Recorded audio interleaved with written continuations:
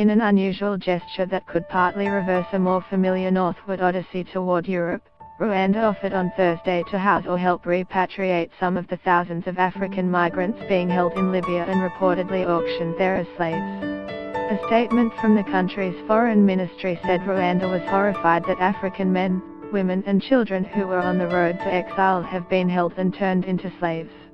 Given Rwanda's political philosophy and our own history, we cannot remain silent when human beings are being mistreated and auctioned off like cattle, the statement said. The evocation of Rwanda's history apparently referred to bloodletting in 1994 when more than 800,000 people perished in an ethnically driven genocide. We may not be able to welcome everyone, but our door is wide open, the foreign ministry said. The statement did not say how many people might be taken in by Rwanda, a small, landlocked country of 12 million in East Central Africa that ranks as one of the continent's most densely populated.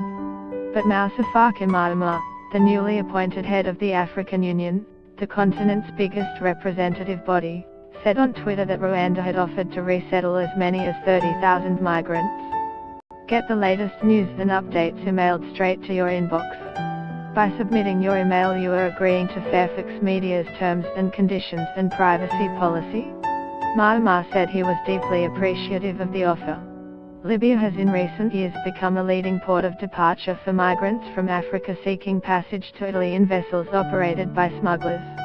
The migrants have long been known to live in squalid conditions as they wait to board ramshackle and unseaworthy vessels. Thousands have drowned when the boats sank or capsized. Many others have reached Italy or been rescued on the way. Since CNN broadcast footage of bidding and the sale of African migrants in Libya, an international outcry has gathered in volume. On Monday, Antonio Guterres, the Secretary General of the United Nations, said he was horrified by the images. Slavery has no place in our world, and these actions are among the most egregious abuses of human rights and may amount to crimes against humanity, Guterres said in a statement.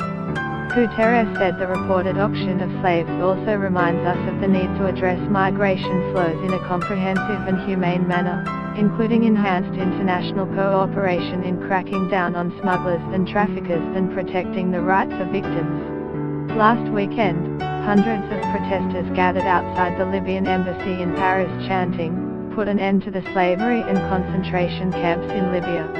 Many of the African migrants in Libya began their journeys in West Africa or the Horn of Africa to escape poverty and upheaval. According to the International Organization for Migration, almost 9,000 migrants have been helped to return to their home countries this year. New York Times.